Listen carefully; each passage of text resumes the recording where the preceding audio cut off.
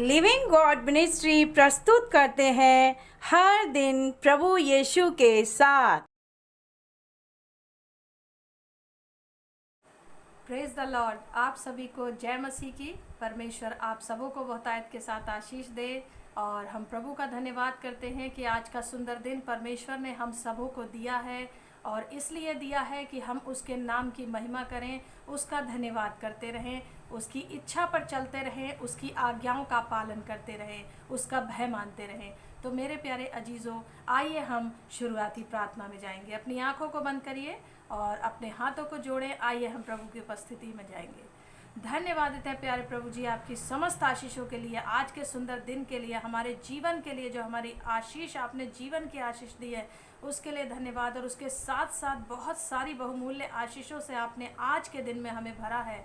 प्रभु हम आपका धन्यवाद करते हैं, स्तुति महिमा करते हैं प्रभु जी आज के दिन में, जबकि जो भी हम हर दिन प्रभु यीशु के साथ कार्यक्रम में प्रभु जी आपके गीत भजन गाते हैं, वचन पढ़ते हैं और प्रार्थना निवेदन आपके सम्मुख रखते हैं, वचन पर जो भी मनन किया जाता है प्रभु, वो सब आपकी पवित्र आत्मा की अगुवाई में होने पाए। ये प्रार्थना हम अपने जीवित उद्धारकर्ता प्रभु यीशु मसीह के नाम से मांगते हैं, आमीन आमीन। हर दिन प्रभु यीशु के साथ इस कार्यक्रम में आप सबों का बहुत बहुत स्वागत है। तुम आइए मेरे प्यारे अजीजों, हम प्रभु की महिमा करें। प्रभु की महिमा का एक सुंदर गीत गाएंगे, आवाज़ उठाएंगे, हम साज बजाएंगे।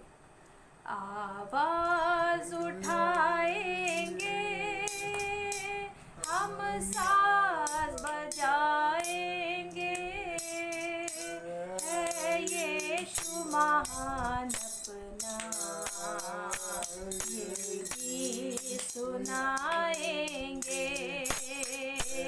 आवाज़ उठाएंगे, संसार की सुंदरता में रूप जो तेरा ही, इन चाँद सितारों में है अक्ष तो तेरा ही।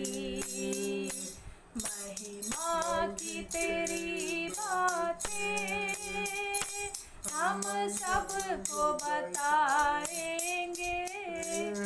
आप भी गाएं, है यीशु महान अपना, ये गीत सुनाएंगे। आवाज़ उठाएंगे। Hallelujah, praise the lord, praise the lord. प्रभु की स्तुति हो, प्रभु की महिमा हो। आज का दिन यहोवा ने बनाया है, हम इसमें मगन और आनंदित हों। मेरे प्यारे अजीज़ों, परमेश्वर आप सबों को बहुतायत के साथ आशीष दे। आइए आज के वचन जिस पर हम मनन करने जा रहे हैं, आज का वचन है मत्ती रचित सुसमाचार, उसका 25वां अध्याय और उसके 31वें वचन से लेकर हम 46वें वचन तक जल्दी जल्दी इस पर मनन करेंगे। तो मेरे प्यारे अजीज़ों, अगर आपके पास बाइबल है तो आप अपनी बाइबल को खोलकर इसमें से पढ़ सकते हैं, मेरे साथ देख सकते हैं। तो आइए हम परमेश्वर का वचन पढ़ेंगे और उस पर मनन करेंगे। आज के वचन का जो विषय है वो है न्याय का दिन। ध्यान से सुने, न्याय का दिन। हम पढ़ना शुरू करते हैं, आप ध्यान से सुने।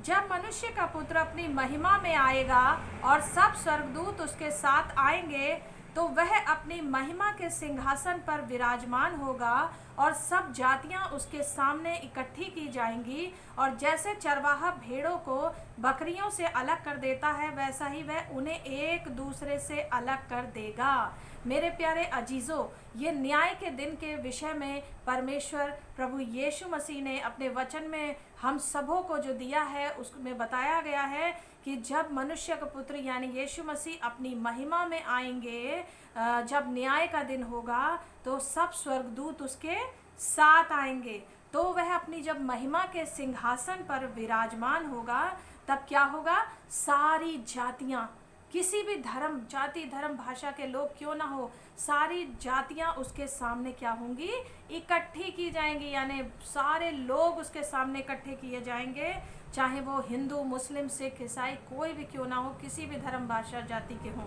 तो मेरे प्यारे अजीज़ों, ध्यान से सुनते रहें। और सब जातियां उसके सामने इकट्ठी की जाएंगी। और जैसे चरवाहा भेड़ों को बकरियों से अलग कर देता है, वैसा ही वह भी उन्हें एक दूसरे से अलग करेगा। यहाँ पर अलगाव की एक बात आई है, ध्यान से सुनते रहे मेरे प्यारे अजीजों। यहाँ पर अलगाव की बात आई है कि चरवाहा यानी प्रभु यीशु मसीह क्या करेगा, उनको जैसे चरवाहा भेड़ों को बकरियों से अलग कर देता है, वैसे ही वो यानी प्रभु यीशु मसीह भी उन लोगों को अलग कर देगा। अब ये अलग हुए लोग कौन से हैं, हम इनके बारे में सीखने जा रहे हैं। किस किस को यीशु मसीह अलग कर देंगे? वह भेड़ों को अपनी दाहिनी ओर और बकरियों को बाईं ओर खड़ा करेगा। वह भेड़ों को अपनी दाहिनी ओर और बकरियों को बाईं ओर खड़ा करेगा।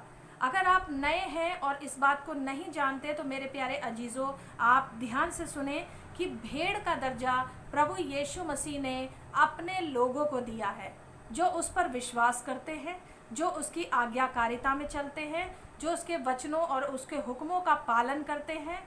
उनको प्रभु यीशु मसीह ने अपने बच्चों को, अपने बेटे और बेटियों को जिन्होंने उसे ग्रहण किया है, उनको भेड़ का दर्जा दिया है, उनको भेड़ का उदाहरण दिया है कि वो भेड़ के समान है, वो भेड़ है।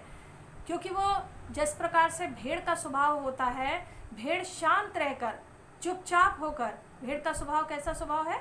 शांत स्वभाव। और वो शांत और चुपचाप रहकर अपने चरवाहे के पीछे पीछे चलती है। ऐसे ही वो लोग हैं जो प्रभु यीशु मसीह का भय मानते हैं और चुपचाप शांत रहकर बिना सवाल करे, बिना शिकायत किए, बिना शंका, बिना संकोच के प्रभु यीशु के पीछे पीछे चलते हैं और कभी उससे शिकायत नहीं करते, कभी उसके ऊपर कुड़कुड़ाते नहीं, कभी उस पर विवाद नहीं करते, उसके वचनों पर या उस पर, या कोई दुख मुसीबत संकट आ जाए तो कभी उसको बुरा नहीं बोलते।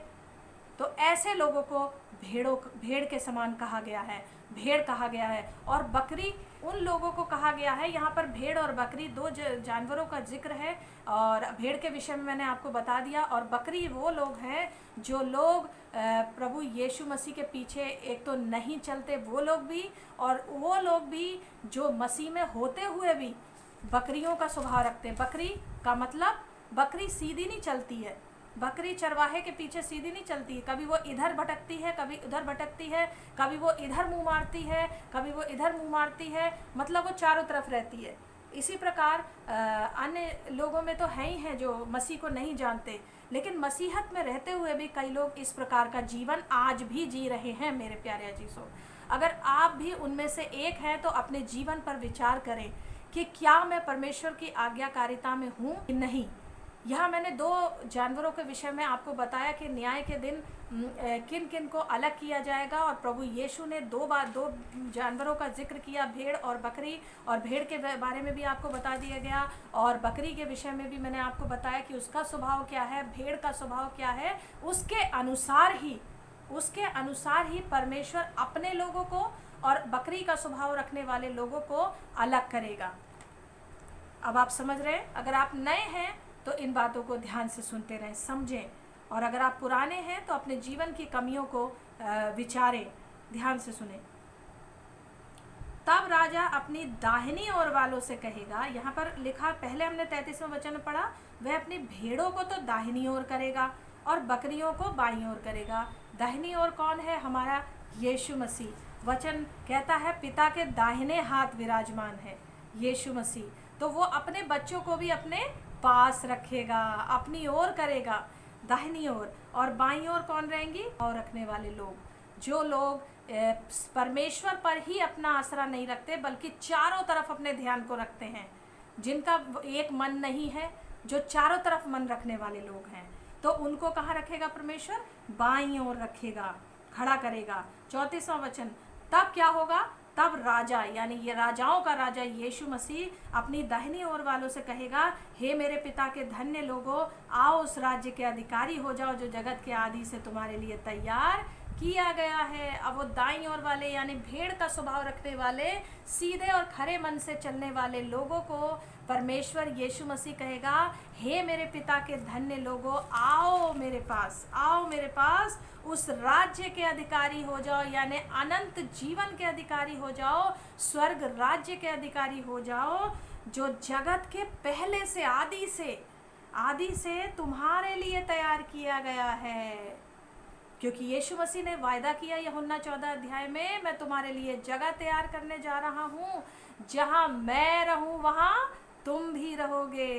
तो उसने अपने बच्चों से कहा है, जहाँ मैं रहूँ वहाँ तुम भी रहोगे।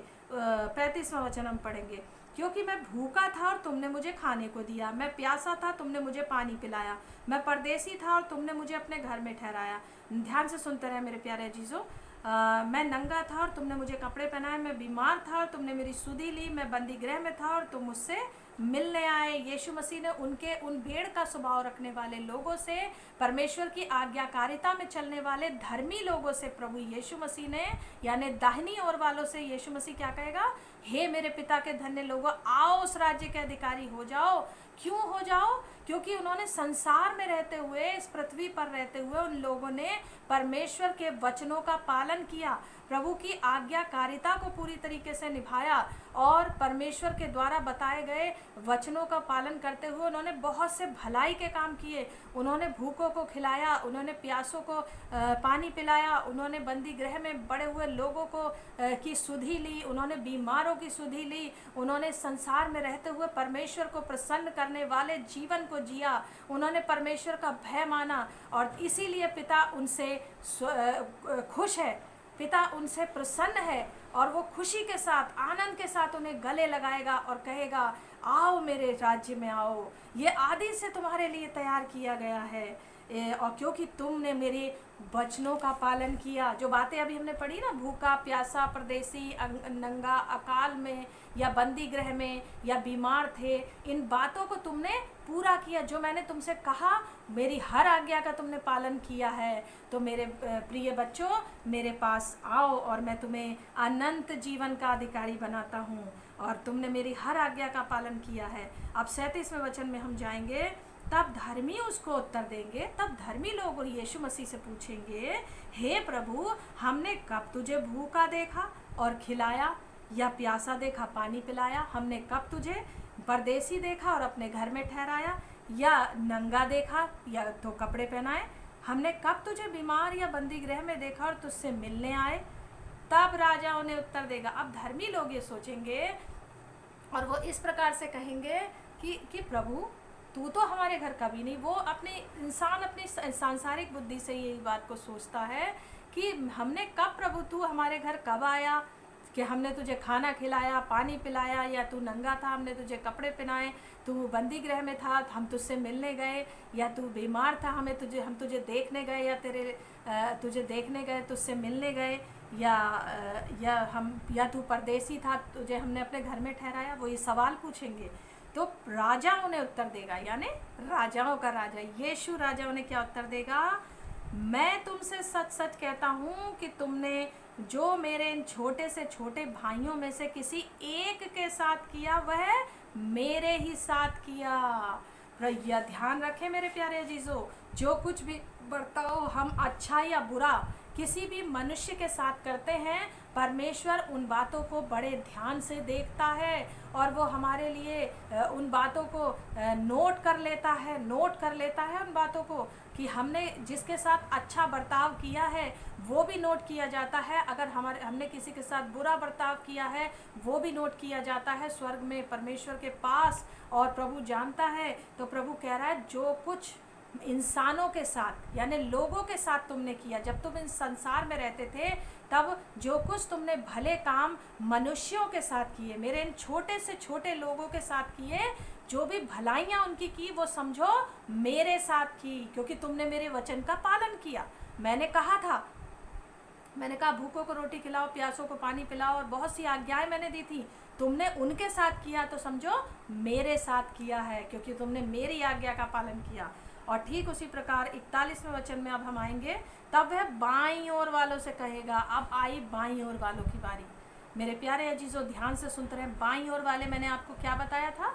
बाईं ओर वाले बकरी का मन स्वभाव रखने वाले लोग, यानी जो परमेश्वर की आज्ञाकारिता में नहीं चले। एक तो अन्य लोग हो गए जो प्रभु को नहीं मानते या नहीं जानते हैं, वो लोग तो हो ही गए, उनका अब तो न्याय होगा ही, उनके परमेश्वर जानता है वो उनके कामों के अनुसार वो कैसे न्याय करेगा, वो परमेश्वर के हाथों में, इसको हम नहीं कह सकते। लेकिन अब यह है, जो लोग मसीह में होते हुए भी बकरी का सा जीवन जिया, जिन्होंने भेड़ की तरह नहीं जिए, यानी अधार्मिकता का जीवन उन्होंने जिया, उन्होंने परमेश्वर की हुक्मों को जाना, तो वचन को, बाइबल को पढ़ा तो सही, लेकिन उसकी आज्ञाओं का पालन नहीं किया, उसके भय में नहीं चले, उन लोगों से परमेश्वर यानी यीशु मसीह क्या कहेंगे? हे शापित लोगों। अरे मेरे प्यारे, खतरनाक बात हो गई कि यहाँ पर शुरुआत ही बड़ी खतरनाक हुई। तुरंत प्रभु ने कहा, हे शापित लोगों, मेरे सामने से उस अनंत आग में चले जाओ जो शैतान और उसके दूतों के लिए तैयार की गई है। कितनी भयानक बात है जबकि परमेश्वर के हाथों में पड़ जाएं। कितनी भयानक बात है कि परमेश्वर ने फटकार लगाते हुए उन लोगों को कहा है, हे शापित लोगों, मेरे सामने से उस अनंत आग में चले जाओ जो शैतान और उसके दूतों के लिए तैयार की गई है। कितनी भयानक बात है कि जिस प्रकार धर्मी को अनंत काल का जीवन मिलेगा, उसी प्रकार मेरे प्यारे अजीजों को अनंत काल की मौत मिलने वाली है। और ये मौत ऐसी नहीं है कि ये आसान हो कि एक बार कुछ आग में जल गए तो वो ख़त्म हो जाएंगे, मर जाएंगे और उसका फिर हमें कोई दुख ही नहीं होगा। ये आग ऐसी आग है जो कभी ना बुझने वाली आग है, और इस आग में हमेशा हमेशा हमेशा हमेशा तड़पते तड़पते और तड़पते ही रहना है। हज़ारों डिग्रियों की गर्मी उसके अंदर है, और एक भी बूंद पानी आपको नहीं मिलेगा और कुछ भी नहीं मिलेगा। वहाँ सिर्फ और सिर्फ रोना और दांतों का पीसना होगा। सिर्फ पश्चाताप करने से भी कोई फ़ायदा नहीं होगा मेरे प्यारे भाइयों बहनों। ये हर दिन प्रभु यीशु के साथ कार्यक्रम आप लोगों के लिए इसीलिए बनाया गया है, परमेश्वर की अगुवाई में रहते हुए, कि मेरे प्यारे भाइयों, जब आप वचन को प्रतिदिन अपनी बहन विनीता जॉन के साथ सुनते हैं, या अपने पास्टर नथैनियल जॉन के साथ सुनते हैं, या बेटे रिजॉइस जॉन या सिस्टर नीता सिंह के द्वारा सुनते हैं, किसी के भी द्वारा आप परमेश्वर के सेवक सेविकाओं के द्वारा वचन को सुनते हैं, तो मेरे प्यारे अजीज़ों, आप अपने जीवन को सुधार लें, आज ही सुधार लें मेरे प्यारे अजीज़ों। मैं आपसे विनती करती हूँ कि आप परमेश्वर के सम्मुख आएँ, आप परमेश्वर के पास आएँ। अगर आपका जीवन प्रभु को पसंद आने वाला जीवन नहीं है, तो आज भी मौका है मेरे प्यारे अजीज़ों। उस अनंत आग से आप बच सकते हैं, उस अनंत आग से आप बच जाएंगे। और मेरी और मेरी फैमिली, हमारी मिनिस्ट्री की यही प्रार्थना है कि आप उस भयानक आग से बच जाएं। इसीलिए ये कार्यक्रम आपके लिए दिया गया है कि प्रतिदिन आप वचनों को सुने और सुनकर अपने जीवन को उस दाईं ओर वाले धर्मी लोगों की तरह बिताएं, और एक दिन यीशु मसीह आपसे कहे कि हे मेरे पिता के धन्य लोगों, आओ मेरे पास और उस अनंत जीवन के अधिकारी हो जाओ। ना कि ये कहे प्रभु कि हे शापित लोगों, मेरे सामने से उस अनंत आग में चले जाओ जो शैतान और उसके दूतों के लिए तैयार की गई है। अब हम 42वां वचन पढ़ेंगे, ध्यान से सुनते रहे मेरे प्यारे अजीज़ों।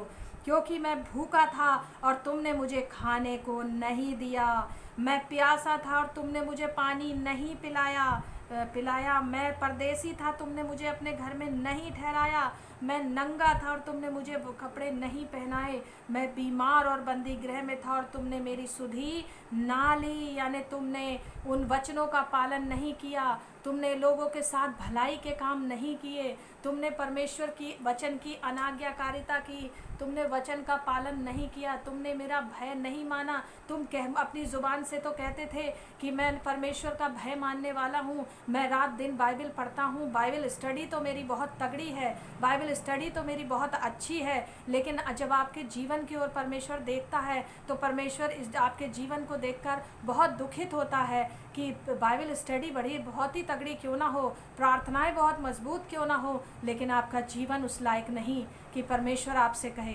तो मेरे प्यारे अजीज़ों, अपने जीवन की ओर ज़्यादा से ज़्यादा ध्यान करें। बाइबल, मैं ये नहीं कहूँगी कि बाइबल को आप कम पढ़ें, लेकिन मेरा आपसे ये कहना और परमेश्वर का भी आपसे यही कहना है, बाइबल भले ही आप थोड़ा कम पढ़ते हों, या प्रार्थना भले ही आप थोड़ी कम करते हों, करनी नहीं चाहिए।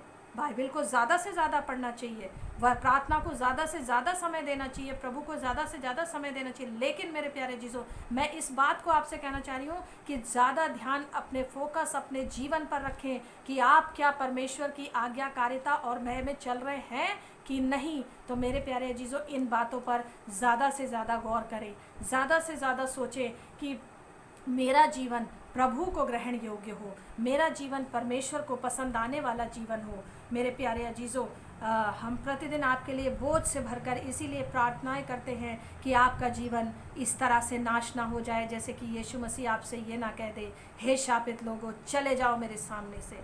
और मेरे प्रभु के प्रिय लोगों, 42वां वचन में हमने जैसे 42 और 43वां वचन पढ़ा कि कि उन लोगों ने जो बाईं ओर वाले थे उनसे यीशु मसीह ने कहा, तुमने मेरी आज्ञाओं का पालन नहीं किया, ना तुमने भलाई के कामों को किया, तुमने अपने लोगों के साथ जिनको तुम रात दिन देखते थे, अपने परिवार के साथ अच्छा बर्ताव नहीं किया, तुमने अपने समाज के साथ, अपने टीचर्स के साथ, अपने और जो कोई भी लोग आपके आसपास रहते हैं, आपके जॉब पर कहीं भी, आप समझ रहे हैं, आप समझदार हैं इस बात को, कहीं भी इस संसार में रहते हुए जितने लोगों से हमारा संपर्क होता है, उन लोगों के साथ तुमने कैसा बर्ताव किया, प्रभु उसका एक एक बात का न्याय हमसे ले लेगा मेरे प्यारे अजीजों। और 44वें वचन में अब हम जाएंगे, तब वे उत्तर देंगे। अब अधर्मी लोग, बाईं ओर वाले लोग पता क्या कहेंगे, तब वे उत्तर देंगे, हे प्रभु हमने तुझे कब भूखा या प्यासा या परदेसी या नंगा या बीमार या बंदीगृह में देखा और तेरी सेवा टहलना की। अब वो भी यही पूछेंगे कि प्रभु हम तो, आप कब आए थे हमारे सामने कि हमने आपको खाना खिलाना नहीं खिलाया, प्यासे थे पानी नहीं पिलाया, बीमार थे हम आपसे मिलने नहीं आए, बंदीगृह में थे मिलने नहीं आए, आपकी सुधी नहीं ली, आप नंगे थे कपड़े नहीं पहनाए। ऐसे बहुत सी बातों का जिक्र यहाँ पर किया गया है। तब 45वां वचन, तब वह उन्हें उत्तर देगा। तब कौन? प्रभु यीशु मसीह जो हमारा न्याय करता है। तब वो क्या देगा? उन्हें उत्तर देगा, मैं तुमसे सच सच कहता हूँ, मैं तुमसे सच कहता हूँ कि तुमने इन छोटे से छोटों में से किसी एक के साथ नहीं किया, वह मेरे साथ भी नहीं किया। जो तुमने उन लोगों के साथ नहीं किया जो संसार में रहते हुए तुम्हें जीवन दिया गया था, जीवन अच्छे तरीके से जीने के लिए दिया गया था, मेरी आज्ञाकारिता में जीने के लिए दिया गया था। तो जब तुमने आज्ञा का पालन नहीं किया, मेरे उन लोगों के साथ जो नहीं किया वो मेरे साथ भी नहीं किया। 46वां वचन, और ये अनंत दंड भोगेंगे। और ये लोग क्या करेंगे? बाईं ओर वाले अनंत दंड को भोगेंगे, परंतु धर्मी अनंत जीवन में प्रवेश करेंगे। Hallelujah, hallelujah, praise the Lord. ये लोग क्या करेंगे? जो लोग अभी भी वचनों को सुनने के बाद भी अपने जीवन में सुधार को नहीं लेकर आएंगे, कई तरीके की वचन को मानने में कई तरीके की बहानेबाजियां बनाएंगे, ऐसे लोग क्या होगा? लिखा हुआ है, ये मैं नहीं कह रही हूँ, ये परमेश्वर का वचन बाइबल कह रही है कि ऐसे लोग क्या है? अनंत दंड भोगेंगे, परंतु धर्मी अनंत जीवन में प्रवेश करेंगे। मेरे प्यारे अजीजों, आप धर्मी हैं, आप धार्मिकता का जीवन जीते हैं तो आप धन्य हैं, आप आशीषित लोग हैं। और अगर मेरे प्यारे अजीजों आज का वचन सुनकर आपको एहसास हुआ है कि मैंने भी बकरी का स्वभाव रखा है, मैं भी परमेश्वर से भटककर इधर उधर भागता रहा हूँ आज तक और भागती रही हूँ आज तक, तो मेरे प्यारे अजीजों लौट आएँ। आज भी मौका है, अभी भी मौका है। इस समय जब आप वचन को सुन रहे हैं, इसी समय आपके लिए मौका है। आप लौट आए, मुड़ जाएं, उस गलत राह से मुड़ जाएं, गलत रास्तों से मुड़ जाएं, नशे से बाहर आ जाएं। मेरे प्यारे अजीजों, व्यभिचार के पाप से बाहर आ जाएं, आप गंदगी के जीवन से बाहर आ जाएं। अगर आप मोबाइल में बहुत सारी गंदगी को देखते हैं तो उस चीज़ पाप से बाहर आ जाएं।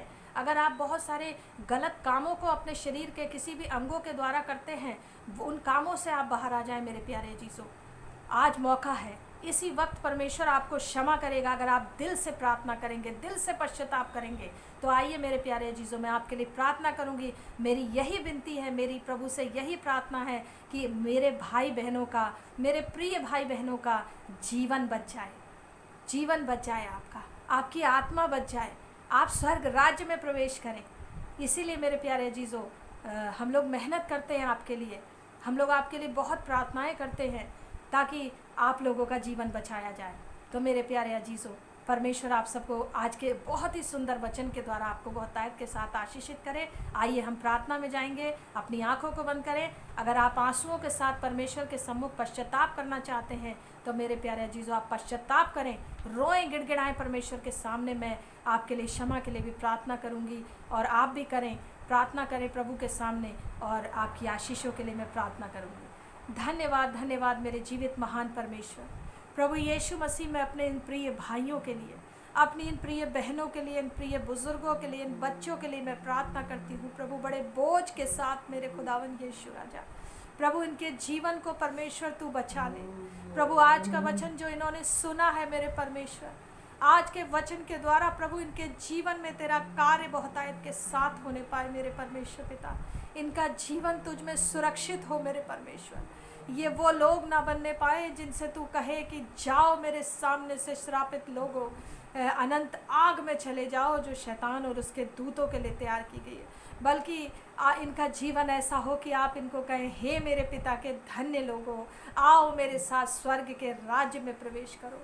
प्रभु अगर ये इस वक्त रो रहे हैं, अगर ये इस वक्त पश्चाताप कर रहे हैं, तो प्रभु तू इनको क्षमा कर, इनको माफ़ कर मेरे परमेश्वर। इनकी गलतियों को क्षमा कर। इनके पाप कितने भी भयानक क्यों ना हो, तेरा वचन कहता है इनके पाप, तेरे पाप चाहे लाल रंग के क्यों ना हो तो भी मैं हिम के समान श्वेत बनेंगे। अगर वो अर्गवानी रंग के हो तो भी उनके समान श्वेत हो जाएंगे। प्रभु इनके पापों को क्षमा कर खुदावंद यीशु, इनके पापों को क्षमा कर मेरे परमेश्वर। तेरे प्यार की महानता के चलते प्रभु तू इतना महान परमेश्वर है, तू दयालु परमेश्वर है प्रभु। अपने बच्चों को माफ़ कर मेरे परमेश्वर, इनको क्षमा कर दे प्रभु। ये पश्चाताप कर रहे हैं प्रभु, ये तेरे सम्मुख रो रहे हैं प्रभु, ये गिड़गिड़ा रहे हैं परमेश्वर। इनको क्षमा कर, इन्हें माफ़ कर प्रभु, और इनके जीवन पर अपनी कृपा दृष्टि कर। इनके जीवन में कोई बीमारी है, दिक्कत है, परेशानी है, समस्या है, इनके बच्चे बीमार हैं, ये खुद बीमार हैं, इनके बुज़ुर्ग इनके घरों में बीमार हैं, या किसी भी तरीके की प्रॉब्लम्स में ये फंसे हुए हैं, इनके बिजनेस में प्रॉब्लम है, इनकी जॉब में प्रॉब्लम है, इनके घर परिवारों में प्रॉब्लम है, ये बीमारियों में है, ये उलझनों में है, ये दिक्कतों में है, किसी भी दिक्कत का सामना ये कर रहे हैं मेरे परमेश्वर। आज मैं बड़े बोझ के साथ इनके लिए प्रार्थना करती हूँ प्रभु कि इनके जीवनों पर आप अपनी कृपा दृष्टि करें, इन्हें छुएं और ब्लेस करें, अपना अनुग्रह इन पर उड़ेलें, इन्हें शांति से भरें, इनको आशीषित करें। ये प्रार्थना हम अपने जीवित उद्धारकर्ता प्रभु यीशु मसीह के नाम से मांगते हैं, आमीन। बोले आमीन। परमेश्वर आप सबों को आशीषित करे प्रभु के लोगों। आज का वीडियो थोड़ा लंबा ज़रूर हो गया है, लेकिन मेरे प्यारे अजीज़ों इसको पूरा ज़रूर देखें, और परमेश्वर आप सबको बहुतायत के साथ आशीष दे। यह आपके जीवन के लिए वचन हैं, बहुत सुंदर वचन परमेश्वर ने दिए हैं। इसके साथ परमेश्वर आप सबों को बहुतायत के साथ आशीषित करे। हम कल फिर मिलेंगे हर दिन प्रभु यीशु के साथ कार्यक्रम में, और हम लोग निरंतर आपके लिए प्रार्थना करते रहते हैं, और आप भी हमारे लिए प्रार्थना करें, इस चैनल के लिए प्रार्थना करें, और प्रभु आप सबको बहुतायत के साथ आशीष दे। God bless you all. आप सबको जय मसीह की।